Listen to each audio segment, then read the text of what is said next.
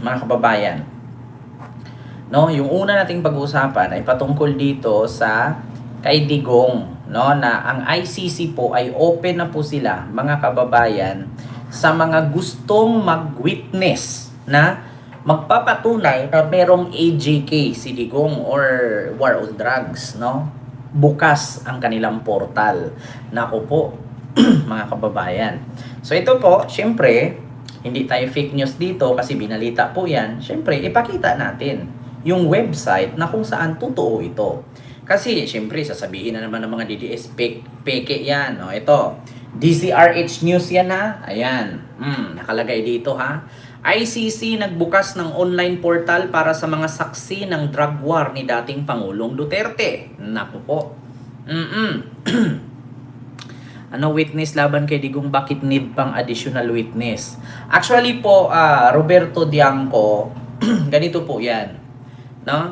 Parang tad-tad talaga. Actually mga kababayan, hindi po kasi ang halimbawa ako, biktima ako na sa war on drugs ni Digong. Halimbawa, voluntaryo akong pumunta doon at ako yung ni-represent ni Trillanes, count na yon. Kasi mga kababayan, ang korte kasi sa Europe, iba kasi. Ganito, explain ko sa inyo mga kababayan ha, sa mga hindi nakakaalam. Yung korte kasi sa Europa, iba sa korte sa Pilipinas. Kung ikaw may ididemanda, ikaw yung magngangalap ng ebidensya laban sa dinimanda mo. Ganon dito sa Pilipinas. Doon kasi sa ICC, iba. Ang ICC mismo ang mangalap ng ebidensya laban kay Digong. Kung halimbawa ako, dinimanda ko si Digong doon sa ICC na meron siyang mga pinatay, libo-libo, crimes against humanity. Hindi po ako na nagdemanda ang mag-present ng ebidensya, kundi ang ICC mismo ang mangangalap ng ebidensya na kung totoo ba ang aking dinimanda or totoo ba ang aking akusa laban kay Digong. So kung napatunayan nila under sa investigation na totoo ang sinabi ko, sa madaling salita, kulong si Digong. Ganun po yun, mga kababayan. Magkaiba po ang korte ng Europa sa korte sa atin. Actually, mga kababayan, in-explain na po yan ni Harry Roque. So, ito nga ang masakit, mga kababayan. No? Kasi, dito sa ating bansa, pwede kasi nating pikiin ang ebidensya. Pwede nating takutin ang kalaban. Kung sakali, alimbawa, nagkaso ako sa isang malaking politician, tatakutin ako niyan, aatras ako. 'Di ba? Aatras ako kasi syempre malaking tao 'yun, politician 'yun eh. Ipapatay ka niyan, threat ka niyan or di kaya ipasalvage ka niyan, patay ka. Sa ICC iba. Kung sino man ang nag-file ng complaint, yung ICC mismo ang maghahanap ng ebidensya doon sa mga sinasabi ng complainant. So, kaya po sila open ngayon para kung sakali, no, may magdagdag or may mag-witness na kung ano yung sinabi at investigasyon ng ICC, mag-match doon sa mga sinabi ng tao. 'Di ba? Ganon po yun. Midnight Blue, Miguel Love shoutout po. Ganon po mga kababayan. Ngayon, sasabihin na naman mga DDS niyan, bakit abogado ka ba? Kaya alam mo, search ninyo. Ha? Ganon yon mga kababayan. Ha? Yun po ang ating example. So ngayon mga kababayan, sa mga nagtatanong, di ba may witness na? Bakit kailangan pa nila ng witness? Para, katulad nga kay PBBM, hindi porket may ebidensya ka na ay okay na yun. Hindi. Kailangan tadtarin mo ng ebidensya nang hindi na makalaya pa. At kung uuwi man, uuwing karton. Di ba? Ito mga kababayan, basahin ko lang po ha, yung post ng DZRH, patungkol sa ICC yan. Ito po ang nakalagay, mahalaga ang iyong tinig. Ayan. Nagbukas ang International Criminal Court or ICC ng isang online platform kung saan maaaring ligtas na magsumite ng detalye ang mga direktang saksi kabilang ang mga miyembro ng Philippine National Police at iba pang law enforcement agency sa war on drugs ng Administrasyong Duterte. Naku po, ito na nga. Patay ka dito mga kababayan. Kasi maraming galit kay Digong katulad na dito ang mga liberal parties. Liberal. Pag sinabi nating liberal politician, maraming sangay yan, maraming ugat yan, maraming kunik yan. Nandyan na yung Kabataan, Gabriela, tapos ang tawag doon, basta may Makabayan Black, basta lahat yan sila. Naku po, mga kababayan, mahirap-hirap ito. Mabigat-bigat ito. Hindi to kayang pasinungalingan ng mga Duterte kung papasok na dito itong mga ahensyang ito. Nakalagay kasi dito, mga kababayan, bukas ang International Criminal Court or ICC ng isang online platform kung saan maaaring ligtas na magsumite. Nako po, patay. Ligtas na magsumite ng detalye ang mga direktang saksi, kabilang ang mga miyembro ng Philippine National Police at iba pang law enforcement agency sa war on drugs. Nako po, mga kababayan, ito pa. Mayroon ka bang impormasyon tungkol sa mga di umano'y krimen na ginawa noong digmaan laban sa droga? Mahalaga ang iyong tinig. Yun ang sabi ng ICC. Isumite ang mga impormasyon sa pamamagitan ng link na nasa description. Ito, mga kababayan, no?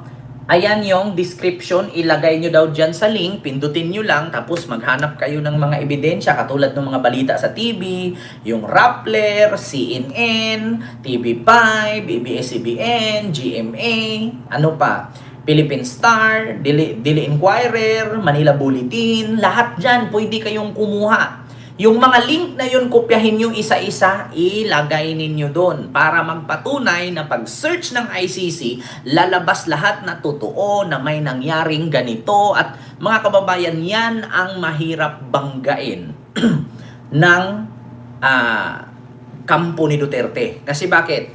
Yung mga binalita sa TV noong panahong 2016, 17, 18, 19, mga kababayan, hindi po nila pwedeng sabihin, oy, ABS-CBN, burahin mo yan. Pinasara nga nila, malamang ang ABS-CBN galit sa kanila ngayon. Number 1 ang ABS-CBN dyan. Naku, kung ako ABS-CBN, lahat nyo na yan, labas nyo na lahat, upload nyo ulit. Upload nyo ulit lahat, no? Mula nung ganito, may buwan, may pitsa, may taon, bumawi kayo. Bawian nyo na, Diyos ko, panahon nyo na yan para makabawi. Nako, ilang libong artista, ilang libong empleyado na natanggalan ng trabaho, di ba? Dahil sa pagpapasara ni Digong sa ABS-CBN. Nako, ito na, mga kababayan, nako, bawi-bawi na to. Mga artista, ako po'y nananawagan sa mga artistang nawawalan ng trabaho. Panahon nyo na yan. Nako, yan ang patunay na napanood sa balita at hindi fake news. Totoo yan, di ba? Si Roger Juliano, mega love shoutout. Eto na ang time na para makabawi kayo. Kung ako ABS-CBN, ilabas ko lahat yan. Mula nung panahon, nung 2017, 18, 19, upload ko yan, naka-episode. Tapos, naka-playlist para isang kopya lang, send lahat doon. Ako po'y nanawagan, no? Sa mga artista po na nawalan ng trabaho na sa ABS-CBN, no? Oras nyo na po yan. Ako po'y nanawagan sa inyo, mga kakamping ka, o mga galit kay Digong, yung tatay nilang karton, ito na, kakamping, panahon na yan. Bukas at importante ang inyong tinig. Diba? Nako po, Diyos ngayong marimar. At sa mga pulis, no, mga armed forces, no, sa mga sundalo, alam ko na loyal kayo kay PBBM, ilabas nyo na yan. Nako po, uuwi talaga yung tatay nila, nakagarapon. Ito na nga. Ayan, ICC nagbukas na. Nako po, ito, basahin pa natin yung isa, mga kababayan. Kasi meron pang isa, ito. Dito naman tayo sa DCRH yung kanina, ito News 5. Ayan, sa TV5 News yan. Ayan, no? Mismong website nila yan. Ayan, News 5 yan. Basahin natin. Ito yung nakalagay. ICC opens witness submission and drug war proof. Ayan, so basahin natin. January 16, 2026, the International Criminal Court or ICC has launched a public online portal for people with first-hand information on the ex-President Duterte AGK. The site will make it possible for witness to contact the Office of the Prosecutor of the International Criminal Court or ICC. The Prosecutor Office said it is investigating alleged crimes against humanity like link to to the campaign including killings, torture, and sexual violence covering incidents from November 1, 2011 to March 16, 2019. Nako po, nako, lalabas yan mga kababayan. Ngayon mga kababayan, tuturuan ko kayo. Kung gusto nyo na magpasa o magsumite, ganito yan. Kung ang cellphone mo ay Google, eto, punta ka ngayon sa Google para hindi ka mahirapan mag-type. Pindutin mo yung microphone. Ayan microphone dyan. Google, send me some links of war on drugs victim of Duterte from November 2011 and 2016 to 2019. Ito na, mga kababayan. So, ito, mga kababayan, dito tayo sa Human Rights Watch at saka dito sa Amnesty International. So, mga kababayan, ayan, more needs to be done, stop killings in the war on drugs. So pag pindutin mo yung Philippine War on Drugs, lalabas yan agad mga kababayan. Ayan na, isang site na kung saan pag binuksan ng ICC yan, ang bilis-bilis lang makita. So paano nga ba yan mga kababayan ninyo ma-share? Dito sa ibabaw may makita kang tatlong konektadong bilog, tatlong bilog, pindutin mo yan. Pag pinindot mo yan, may nakalagay dito copy link. Copy link, ayan. Pag kinapi mo yung link na yan, ayan, so ayan, copied, nakalagay copied. Tapos pupunta ka ngayon dun sa website ng ICC, ilong press mo lang, copy paste. Pag ilong press, halimbawa, dito, punta tayo sa, dito, ayan, kumwari, ito na yung ICC. Ilong press mo lang yan, kasi nakakopya na yun, ayan, lalabas dito, paste. Ayan, naka-paste na yan, ayan, lalabas paste. Pag pinindot mo yung paste, ayan, lalabas na yung link. So, i-search mo na. Pag i-search mo yan, lalabas siya automatic dito, mga kababayan. Yung War on Drugs ni Digong. Ayan na, labas na isa-isa. Ganun yun, mga kababayan. So ngayon, yan ay magpapatunay. So ngayon, mga kababayan, syempre sasabihin agad ng tao yan ngayon. Paano yan, Ken, kung... Paano yan, Ken, kung ang tawag dito is ang mga DDS ang pupunta doon? Mga kababayan, ang nilagay po kasi doon, witness. Malalaman po ng ICC yan kung ang mga DDS mag-comment doon, sabihin nila wala. Bakit? Ang nakalagay doon, witness. Hindi po sinabing mag-comment ka ng wala. Diba? Malalaman po ng ICC kung Duterte at saka mga kababayan, kung gagawin ng mga DDS yan at nila yung tawag doon, putaktihin nila yung website at maghang or mahack or whatsoever, maglag. Ibig sabihin, mas lalong hindi makauwi si Digong. Mga kababayan, mas lalong hindi makauwi si Digong. Diba? Ma'am Beverly Paruhinog, salamat po. Kasi kung gagawin ng mga DDS yan na sirain nila para mag-system breach itong website ng ICC, mas lalong sabihin ng taga-ICC na ma-impluwensya talaga si Digong kahit nakakulong. Kasi bakit? Tignan mo ang kanyang mga supporter. Inutusan na naman to ni Digong na sirain ang ating website. Ganyan ang isipin ng ICC niyan. Bakit? Kasi once na gumawa sila ng hakbang dyan at masira itong website or magloko, maghang. Kasi syempre putaktihin nila yan ngayon. Alam nyo yung spamming, may tawag dyan i-spam nila yan. Marami sila dyan, magko-comment sila dyan, damihan nila yan, wala, no, our president is good, our president is ganyan for the Filipino people. Tapos ICC, kangaroo court, diba? Gaganon yan sila, kangaroo court, gaganyan yan sila. Doon malaman ng ICC na si Digong na naman ang mababagsakan yan. Alam mo, sa totoo lang, mas lalong hindi makauwi si Digong. Kasi ang isipin ng ICC, tignan ninyo, nakakulong na. Ayan, lumusob na naman ang mga troll army ni Digong ayon sa Oxford. Nako po. Yung mga troll army na naman ang pinapakalat ni Digong para guluhin ang ating website. Ngayon, imbis na makauwi si Digong, sasabihin ng ICC,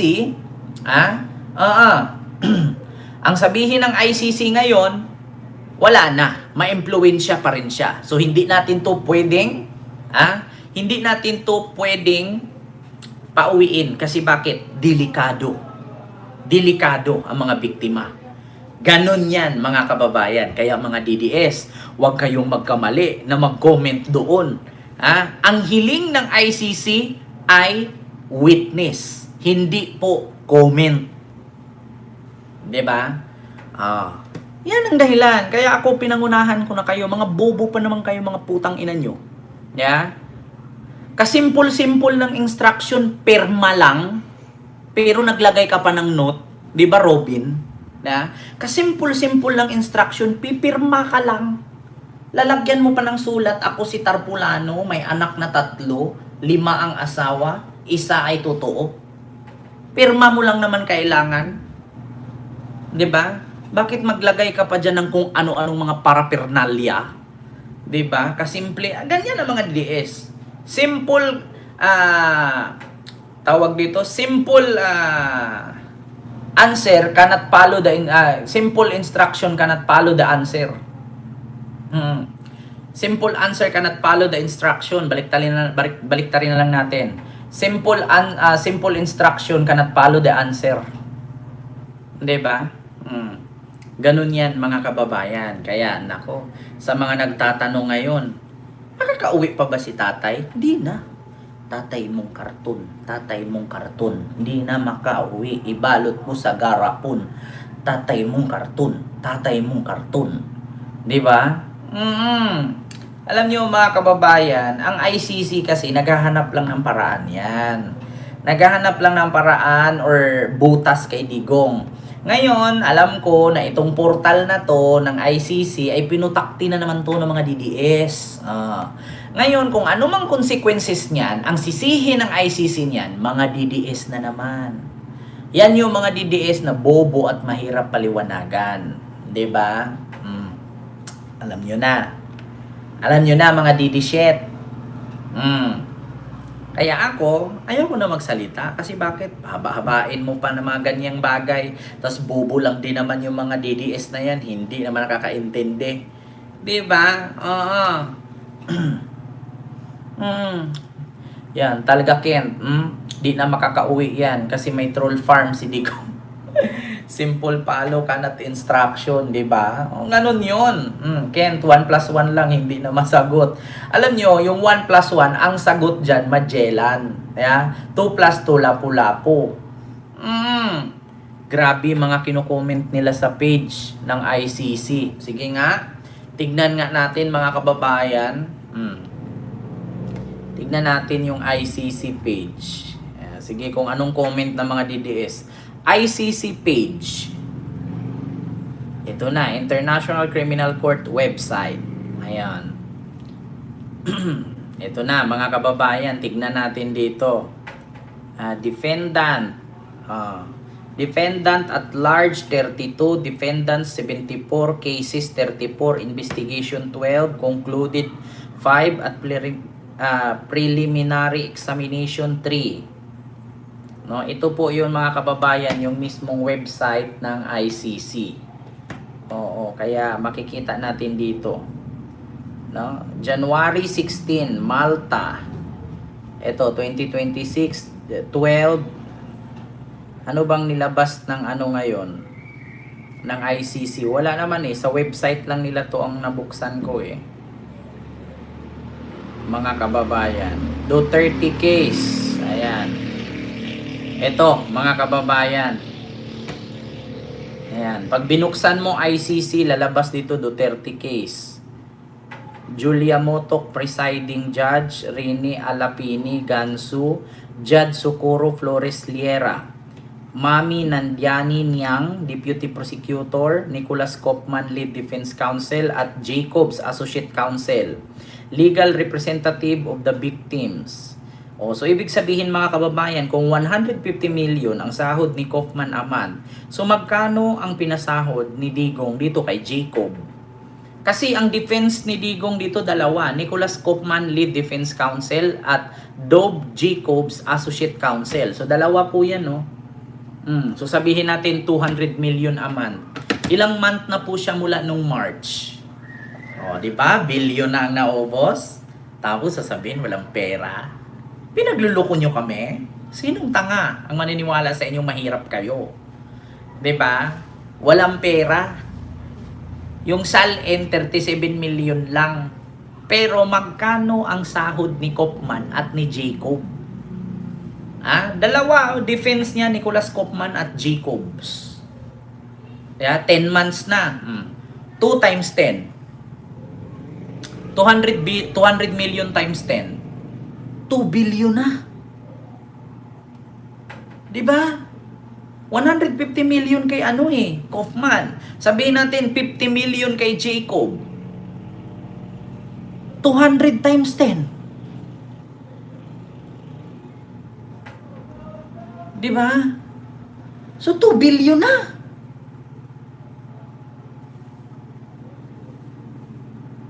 Kita nyo yan?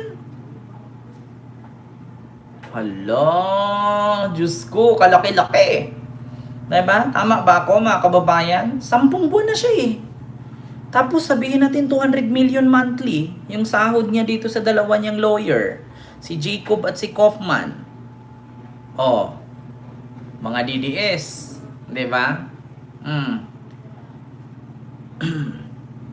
Ayan, sabi ni Adonis Migina. Ayan, sa Montalban, Rizal. May galab shoutout po. Michael Torres, hello po. Diba? Ayan na, mga kababayan. O sa mga gustong mag-witness, no, at magbigay ng mga patunay na totoo ang war on drugs ni Digong, mag-send na kayo. Diba? Oo nga, Ken, saan nila kinuha yan?